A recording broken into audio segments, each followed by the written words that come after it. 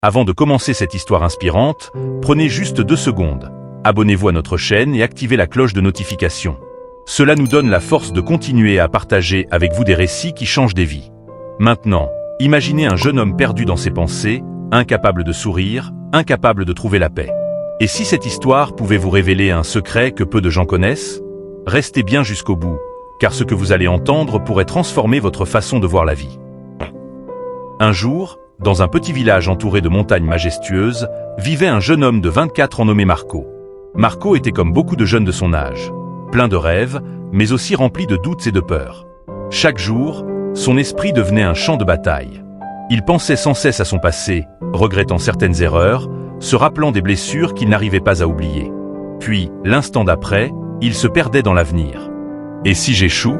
Et si je ne trouve jamais ma place? Et si je ne deviens jamais heureux? Ses pensées ne s'arrêtaient jamais.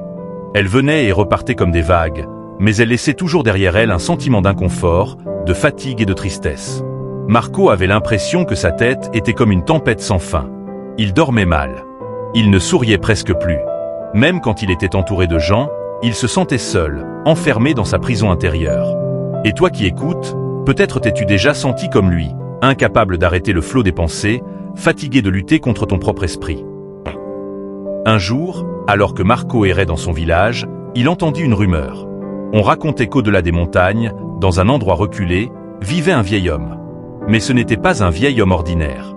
On disait que dans sa jeunesse, il avait été un psychologue reconnu en ville, qu'il avait aidé des centaines, peut-être des milliers de personnes à trouver un équilibre dans leur vie.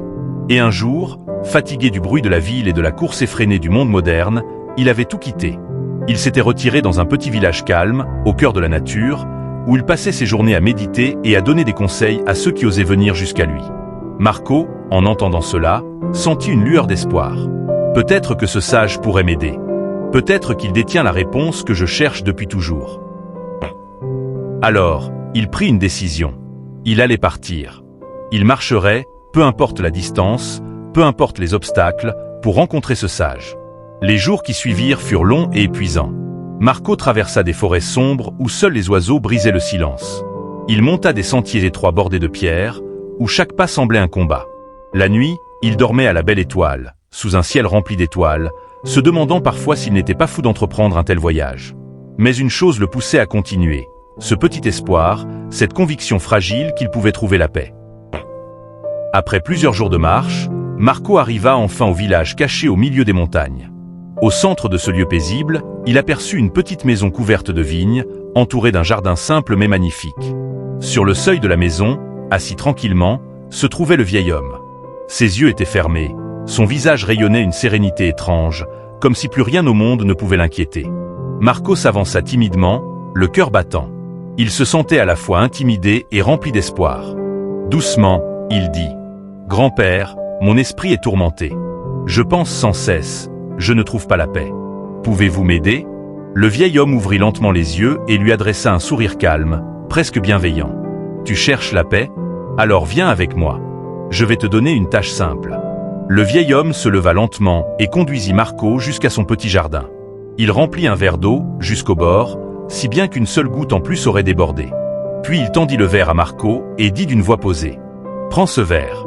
Marche à travers le village, jusqu'à la grande place, puis reviens ici.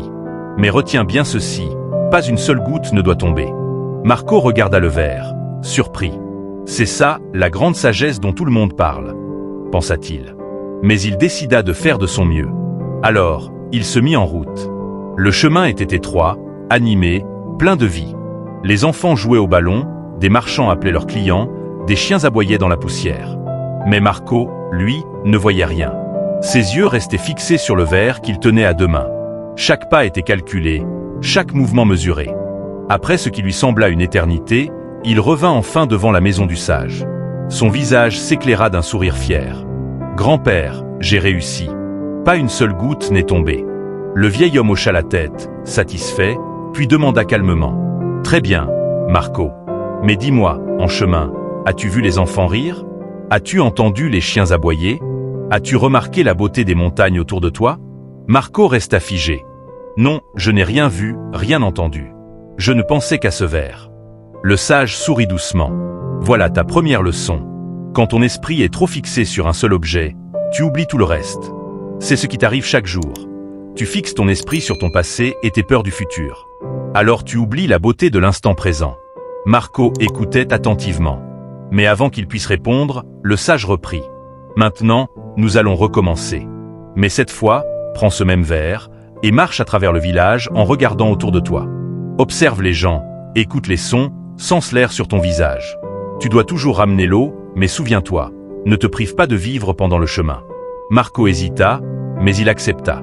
Il prit le verre et marcha à nouveau. Cette fois-ci, il leva les yeux. Il vit les enfants courir et rire aux éclats, leur visage illuminé par l'innocence. Il entendit le bruit des sabots des chevaux, les appels des commerçants, les chants lointains d'un oiseau perché sur un arbre. Il sentit même le vent léger caresser son visage. Quand il revint, quelques gouttes d'eau avaient débordé. Honteux, Marco baissa la tête. « Je suis désolé, grand-père. J'ai échoué. » Mais le vieil homme sourit encore une fois. « Non, tu n'as pas échoué. Tu viens d'apprendre une vérité essentielle. La vie n'est pas une question de perfection. Tu as peut-être perdu quelques gouttes, mais tu as gagné une expérience précieuse. Tu as vu, entendu, ressenti. Tu as vécu. » Le sage s'assit, invita Marco à faire de même, et continua d'une voix profonde. « La paix ne vient pas de l'absence totale de pensée. La paix vient quand tu apprends à marcher dans la vie en gardant ton équilibre. Oui, tu auras toujours des responsabilités, des défis, des souvenirs. Mais si tu t'enfermes uniquement dans ces pensées, tu oublieras de vivre. Et si tu cherches la perfection absolue, tu seras toujours frustré. La vraie paix, c'est d'apprendre à avancer malgré les gouttes qui tombent, en restant présent à chaque pas. » Marco sentit son cœur s'alléger. Pour la première fois depuis longtemps, ses épaules semblaient moins lourdes. Mais le sage ne s'arrêta pas là. Il prit un bol de sable et le plaça devant Marco. « Regarde ce sable. Imagine qu'il représente toutes tes pensées. Maintenant, serre ce bol très fort. » Marco obéit. Mais en serrant, le sable commença à s'échapper entre ses doigts. « Tu vois ?» dit le sage. « Plus tu t'accroches à tes pensées, plus elles t'échappent et te fatiguent. Maintenant, ouvre ta main. » Marco relâcha sa main. Le sable resta posé calmement dans sa paume, immobile. Voilà la clé. Laisse tes pensées venir et repartir. N'essaie pas de les enfermer. N'essaie pas de les contrôler à tout prix. Observe-les simplement, et tu verras que ton esprit retrouvera naturellement la paix. Marco resta silencieux un long moment. Les paroles du sage résonnaient en lui comme des échos puissants. Il repensait à toutes ces années perdues à ruminer son passé, à craindre son avenir, sans jamais savourer l'instant présent. Il se rendit compte qu'il avait été comme ce verre d'eau trop rempli. Obsédé par l'idée de ne rien renverser, il avait oublié de lever les yeux. Ou encore comme ce sable qu'il serrait trop fort. En voulant tout contrôler, il s'était vidé de son énergie et de sa joie. Le vieil homme brisa le silence. « Marco, la paix n'est pas quelque chose que tu dois aller chercher très loin. Elle ne se trouve pas dans les montagnes, ni dans les temples, ni dans les livres. Elle est déjà en toi. Mais tu dois apprendre à rester dans le présent, à lâcher prise, à accueillir la vie telle qu'elle est. » Ces mots frappèrent Marco en plein cœur. Il comprit enfin. Ce qu'il cherchait depuis si longtemps n'était pas un secret caché, mais une vérité simple, qu'il avait ignorée. Le soleil commençait à se coucher derrière les montagnes. Les derniers rayons illuminaient le ciel d'un mélange de rouge et d'or, comme un tableau vivant. Les oiseaux retournaient à leur nid, et l'air devenait plus frais, plus paisible. Marco regarda ce spectacle qu'il n'avait jamais vraiment pris le temps de contempler. Il se tourna vers le sage et dit d'une voix douce. « Grand-père, je comprends maintenant. Si je veux calmer mon esprit, je dois vivre dans ce moment, ici et maintenant. C'est là que réside la vraie paix. » Le sage sourit, ses yeux pétillants d'une lumière profonde. « Tu as compris, Marco. Et souviens-toi, ce chemin n'est pas une destination.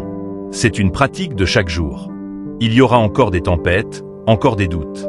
Mais à chaque fois que tu ramèneras ton esprit dans le présent, tu retrouveras la paix. » Marco se leva. Ses pas n'étaient plus les mêmes. Ce n'était plus le jeune homme accablé par ses pensées, mais un homme transformé, qui portait en lui une nouvelle force. En redescendant le sentier, il remarqua des choses qu'il n'avait jamais vues. La beauté des arbres, le bruit de la rivière, le parfum des fleurs sauvages. Tout semblait plus vivant, plus intense. Il comprenait maintenant que la paix n'était pas dans un futur lointain, ni dans un passé révolu, mais dans ce simple instant, le souffle, le pas, la vie qui coule. Et toi qui écoutes cette histoire, rappelle-toi ceci. Tu es peut-être, comme Marco, perdu dans tes pensées. Tu vis peut-être prisonnier de ton passé ou paralysé par la peur de l'avenir. Mais la paix que tu cherches, elle est déjà en toi. Chaque fois que tu reviens à ton souffle, à ton pas, à ton sourire, tu reviens dans le présent. Et dans ce présent, il n'y a pas de peur, pas de regret, seulement la vie, pure et simple. Alors, la prochaine fois que ton esprit sera agité, souviens-toi du verre d'eau, du sable et du sourire du sage. Et demande-toi, suis-je en train de vivre maintenant ou suis-je perdu ailleurs? Marco était reparti transformé, et son histoire est une invitation pour chacun de nous. Parce que ce que le vieil homme a enseigné à Marco, il l'enseigne aussi à toi aujourd'hui. Si cette histoire t'a touché, si elle t'a apporté une étincelle de paix, alors prends un instant. Mets un like à cette vidéo. Partage-la avec un ami qui en a besoin. Et surtout, abonne-toi à notre chaîne et active la cloche pour ne rater aucune de nos prochaines histoires inspirantes. Merci d'avoir été avec nous jusqu'au bout. On se retrouve très bientôt pour une nouvelle histoire, avec de nouvelles leçons de vie. D'ici là, prends soin de toi. Et surtout, reste en paix.